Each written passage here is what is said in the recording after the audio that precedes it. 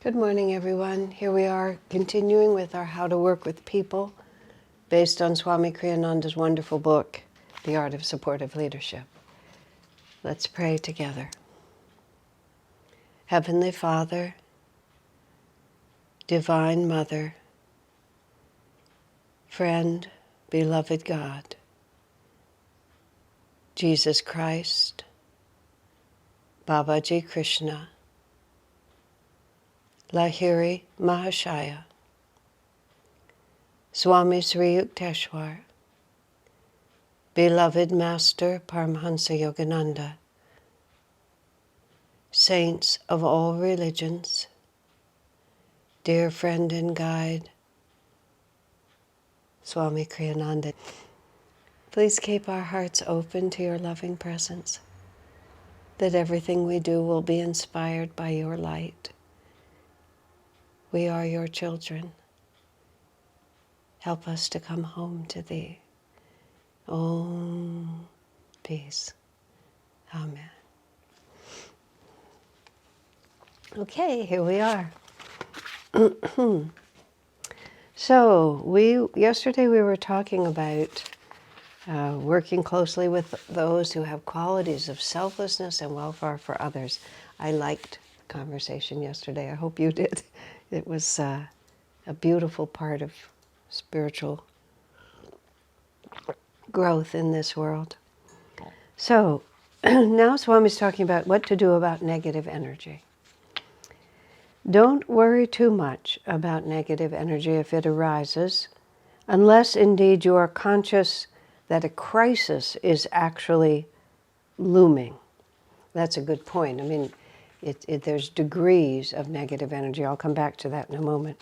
For negativity, generally speaking, has little cohesive power compared to the magnetism that is generated by those who put out positive energy and who set good examples. So,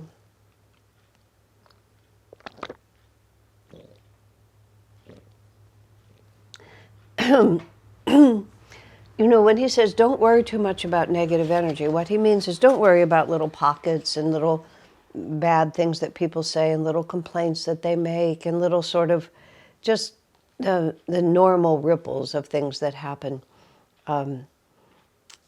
I remember my friend Shivani was many years ago would teach this month-long course at Ananda Village. And it was, she would teach a healing course, I think, or maybe a teacher training. I don't remember. This was like back in the early 80s or the late 70s. And she said the first week, everybody would just be so enthusiastic about absolutely everything. And then she said by the second week, this is how she phrased it, people would relax enough that their natural negativity could come out. And so the second week, she said, by the end of the second week, everybody hated the course and hated her. And just, as she called it, week 2 of the 4-week course was always turn and rend the teacher week, is how she put it. And there would just be all these upsets and complaints and things like this. And then it would all resolve itself, and then the 3rd and 4th week would be wonderful. It's so, and she was used to the rhythm of it, and she was used to the fact that in the second week, people sort of remembered all the things that they were unhappy about and would bring it forward. But she just got used to the rhythm, and it never, even when it became personal, meaning that they thought she was doing something wrong, she would just ride it through, and just keep going with her positive energy. And it would be exactly what was described here. It never coalesced into a revolution. It would just ripple for a while. She maintained a steady, positive course, and the cohesive power of her positive energy just helped them all to get through it. Because generally speaking, negative energy is not cohesive because it's complaining, it's taking apart. The nature of negativity is that it's critical without, it's not solution-oriented, it's problem-oriented. And positive energy is solution-oriented. So even though we may be going through the same difficulties, we're building something with it. So he says most of the time, you don't have to take the negativity that seriously. However, sometimes, as he puts it, a crisis is looming. In the years that I've been in a position of leadership in this community, only one time did real negative energy get a foothold. And in that case, there was a very charismatic person with a lot of energy who really fomented negativity. And people who later regretted it got sucked into that aura. And it kind of crescendoed and went on for maybe a few weeks. And then by the positive force of energy, we managed to keep going. And it just dissipated of its own lack of cohesiveness. But still, Swami says, if a crisis is looming, and then here's what he says about crises. If emotions become stirred up against you, the best course is not to counterattack. Well, they're attacking me, I'm going to attack them and say everything that's wrong with them. Reason, moreover, will not often work in your favor. For emotion, once aroused, abhors reason. That is something, Swamiji has always had an extremely clear and unsentimental view of human nature. At times, I would think it was a slightly cynical view of human nature, but it wasn't really. It was just simply clear. He just knows he had enough life experience in this incarnation, and excuse me, today is one of those days. He had enough life experience in this incarnation and many incarnations before to know what to expect from people. And when people's emotions are stirred, they don't want to hear rational arguments. They're not in the rational part of their mind. They even like rational counters to their emotional responses actually make them more emotional as a rule, because there you are being so reasonable again. It just doesn't inspire. Emotion abhors reason, as how Swami put it, which is actually really the truth. So you think, I'll be calm, I'll be reasonable, I'll present the facts, and it seldom works. In a much more extreme sense, I was very interested once when Barack Obama was still president of the United States. And Barack Obama was a brilliant man, and he could reason and articulate. I mean, whether you approve of his policies or not, this is just the man's character. And I think he was in the Mideast, and he gave an extremely well-reasoned presentation about possible solutions in the Mideast. And Swami said, the man has no understanding of human emotion, of human nature. He said, what he actually said, the phrase was, the man does not understand mob psychology. He says the problem is not a question of reason, the question is of feeling and emotion. And he can present all the well-reasoned arguments he wants. He's not addressing what is the real moving force of all the conflict there. It comes out of feeling and emotion, and reason just doesn't touch it. He said a lack of understanding of mob psychology is a great shortcoming in a leader, because you have to be able to see how people are going to respond and what they're going to do. I've noticed, unfortunately, that a lot of politicians who are presenting a point of view that is very divisive and driven by negative qualities have a very clear understanding of mob psychology. And sometimes those people who are very reasonable dismiss such demagogues as like, how would anybody listen to them? But of course, everybody listens to them because they know exactly what they're doing. I've watched some of those leaders in recent times do things that from a logical mind seem like stupid responses. But from the point of view of the audience that they're talking to and the energies that they are cultivating, they're doing exactly what they should do. So it's very important just to have a clear-eyed understanding of how human beings operate. Now, fortunately, we're not talking about national movements that will lead the planet into war. We're talking about our own little team of people. But if emotions become stirred up against you, the best course is not to counterattack. Reason, moreover, will not often work in your favor. Swami's statements are so clear. Reason will not often work in your favor. Usually, it will just add more fuel to the fire, which is so confusing for people who are reasonable. For emotion, once aroused, abhors reason. Better wait, then, for emotions to cool, assuming that the issue can, in fact, be shelved for a time, which sometimes it can't. Meanwhile, go along with the feelings that have been aroused. Show people that you are listening to them, as indeed you should be.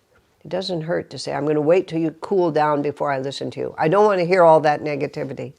You need to make people feel that you're listening to them, as you should. You need to understand what's going on. And a good technique, if you can manage it without sacrificing sincerity, is to tell them, maybe you are right. After all, to say so doesn't necessarily commit you. This is one of the, Sri Yukteswar is quoted in Autobiography of a Yogi, I believe. Perhaps you're right. It's a marvelous phrase when you think about it. Well, perhaps you're right. You know, I'll consider what you've said. Perhaps you're right. I remember when a friend of mine who was just starting out on the spiritual path with Ananda talked to me about the negativity he was meeting in his own home, and at the dinner table, he might still be have been living with his parents, I'm not really quite sure, but there was more than just a partner. There was a group of family members who were all trying to persuade him that he was getting involved with a dangerous cult and he really needed to watch out, and these teachings were wacky and all these different things. And the problem that my friend was telling me was he was just starting out. He barely understood the path himself. He was just in no position to defend himself against all these charges, and he really was incapable of explaining the teachings in a way that didn't sound pretty enfeebled even to himself, even though he was devoted to the teachings, because he just didn't know enough. So I said, well, just don't fight them. I mean, the fight comes when somebody throws energy at you and you put up a wall against it, or you throw energy back to them. And make yourself, as Swami once said, a sieve, and just let the energy come through you. And listen to them. Be genuinely interested. Oh, that's interesting. Well, that's something to consider, isn't it? Well, thank you for sharing that. I'll keep that in mind. Well, that hasn't been my experience so far, but I'll remember and we'll see. Perhaps you're right. We'll see, won't we? You know, it's just like, there you are. Where's the argument? You haven't actually conceded anything. And that's why Swami says, if you can say it with sincerity, and if you can't say, maybe you're right, with any kind of sincerity, then you have to find something else. I deeply appreciate that you've taken the trouble to express this to me. I'll keep it in mind. If you can, sincerely. You must always be sincere, though. You mustn't just sort of say things that are platitudes. People will feel that. You have to think within yourself, what can I say? A phrase that Swami used, and in the context that Swami used it, it was very effective, so you have to be careful. I understand why you feel that way. And that's not the same as saying, I agree with what you feel, but it's saying, I understand why you feel that way. Given who you are, given your life experience, given your prejudices, I understand why you feel that way. And I'll keep it in mind. And so then you've listened, and you may not act. I mean, you've engaged yourself with the negative energy, so you have to have the strength to be able to continue through with that. But if you genuinely listen, and I find when I'm confronted with people who have something negative to say that I may not at all agree with, and I may know perfectly well that I'm not going to follow, but I try as much as possible while they're talking to become very soft. Just as I was saying, to not put up some kind of a steel wall that will cause them to have to bounce off and react against it. I used to have a great I mean, I used to feel that people's words could hurt me, I guess is the only way I would say it, or that people's negativity frightened me. I've never been in a situation where they were about to lynch me or something really horrible. I've just been in ordinary life situations. But I used to have more anxiety about people presenting to me ideas that I thought were deleterious to what I was trying to do. But I finally was able to persuade myself by just effort of will, just like, so they're talking. Like, where's the threat? They're just talking. They're just words. And then just be interested. And if I'm not interested in what they're saying, because oftentimes I already know what they're going to say, I'm trying to be interested in them. Try to really be heart to heart with people. Doesn't mean you agree with them. It means that we're all children of God doing our best here. And I know that you have your realities that you're trying to work out just as I do. And you can be looking right at someone while they're talking to you. And you can have an inner dialogue going on that's quite different. That doesn't cause you to zone out from the conversation, but you kind of zone in on a higher level. You zone into the deeper well-being and the higher reality of these people and the deeper motivation that's causing them to behave this way. And be less concerned with the facts and more concerned with the well-being of the people that you're working with. And oftentimes I also find it helpful in such a moment to pray. I mean, of course, to pray to Divine Mother, but also to pray to the higher self of the person in front of you. What are you trying to accomplish? How can I help you accomplish it? And you can have a further dialogue. You know, attacking me and what we're doing is not really going to bring you what you're looking for. How can I help you get what you're really looking for? And sometimes there is no way, and you just have to continue in your direction, but at least you've listened and at least you've tried. It says,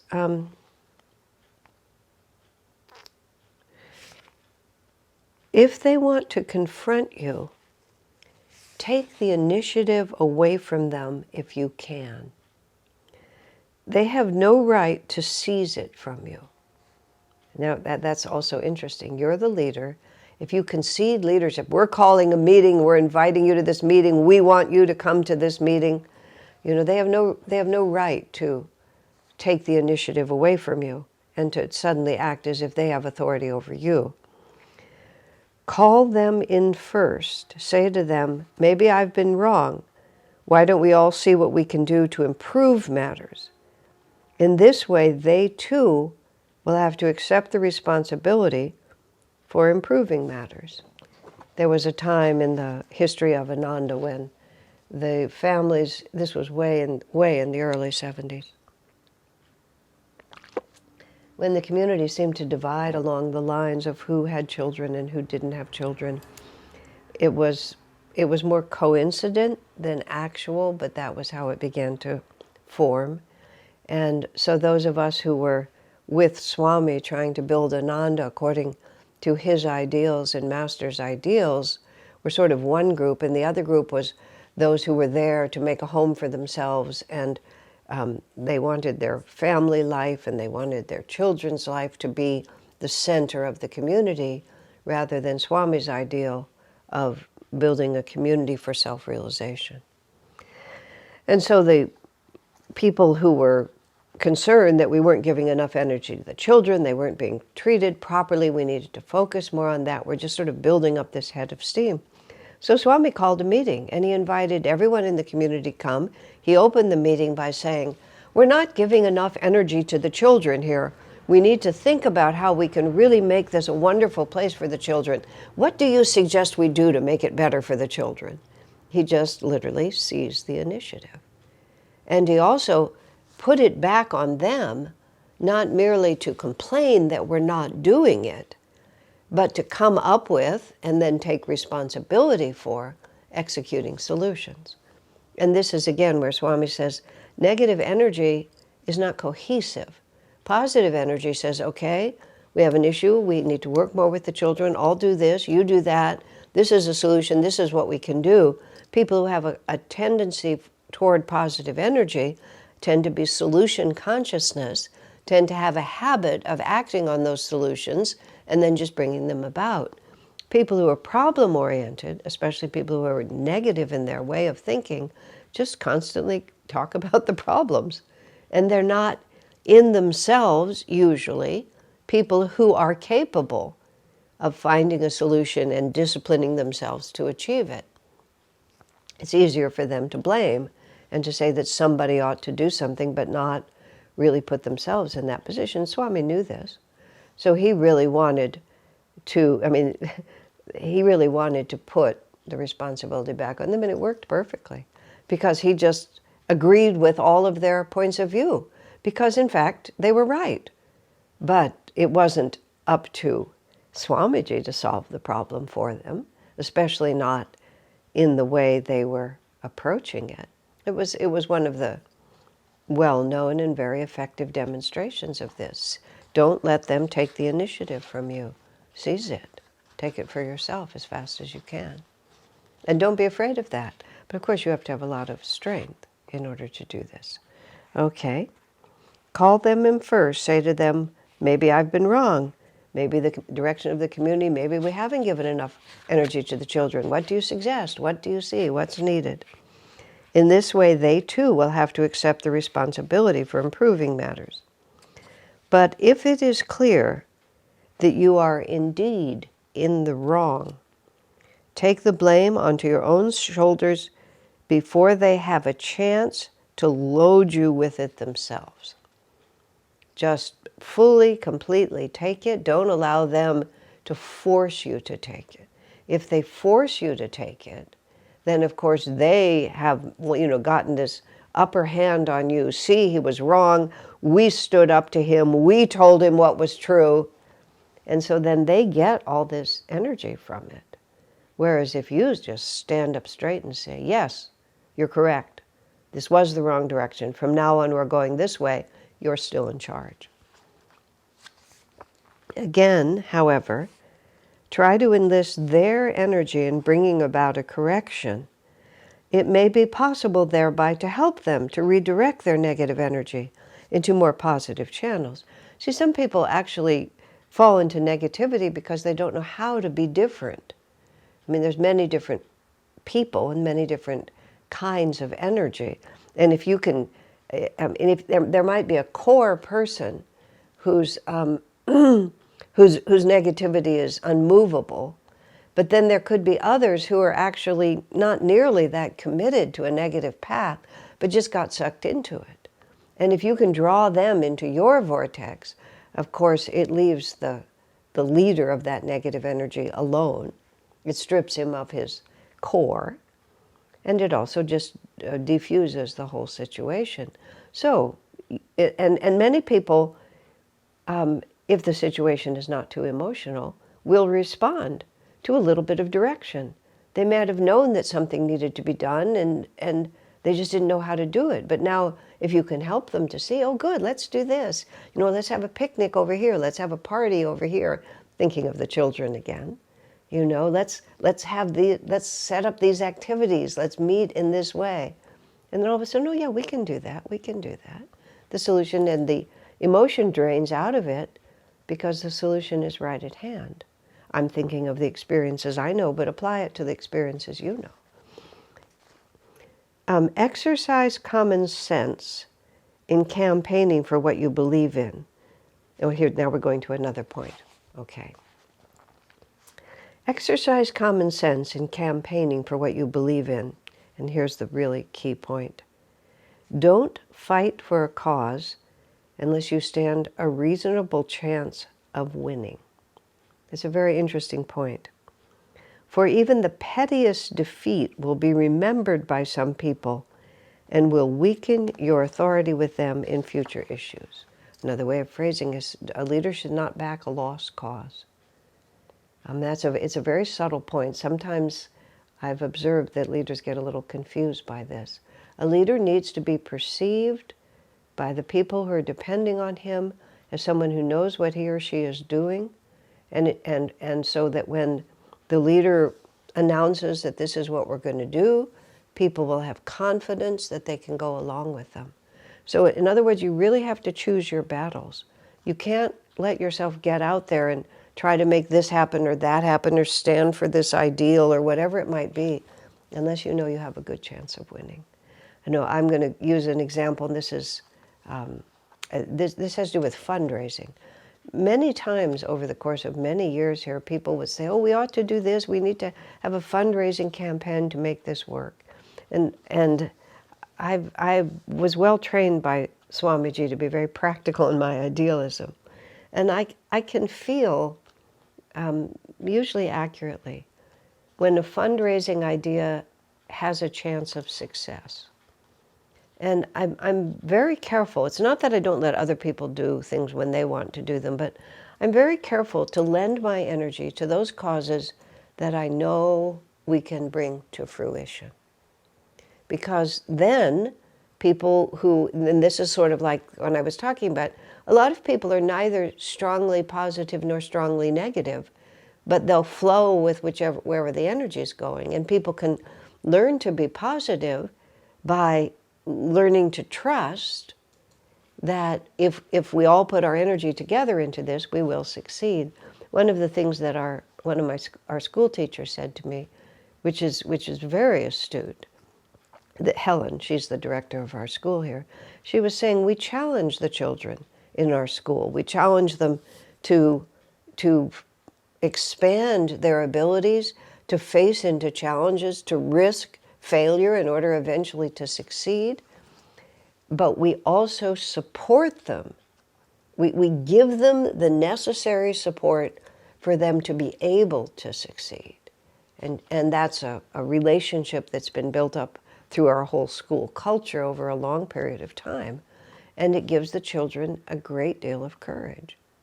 That yes, this is a problem, but I'm here with you. We can figure this out. Together we can do this. And we're all children, even if we operate in big bodies. The psychology remains the same. So the leaders need to behave in such a way that the people trust them. So if you say to your team, I know this is going to be a challenge, but I believe that we can do it, and I'm here with you to help make it succeed. But therefore, you have to choose your battles carefully. You have to choose your challenges appropriately. Because if you are perceived as backing lost causes, and there are people who keep score, you always have people on your team who keep score. And long after something has passed, you realize they've written it down on a piece of paper and they'll throw it, show it to you again. Yes, of course, sometimes you make mistakes and sometimes you're wrong. And you just have to put it out there that you're wrong. I did it. That's what happened. Don't exaggerate it. Don't overemphasize it, but just accept it. And that time I made an error. Think through carefully why your judgment was at fault. So when the people who keep score bring it up to you again, you're able to point out, it's true, in that situation, this is what happened, but this situation is different because. All of these things are the subtleties that as you integrate them into your thinking, it makes you a very effective leader.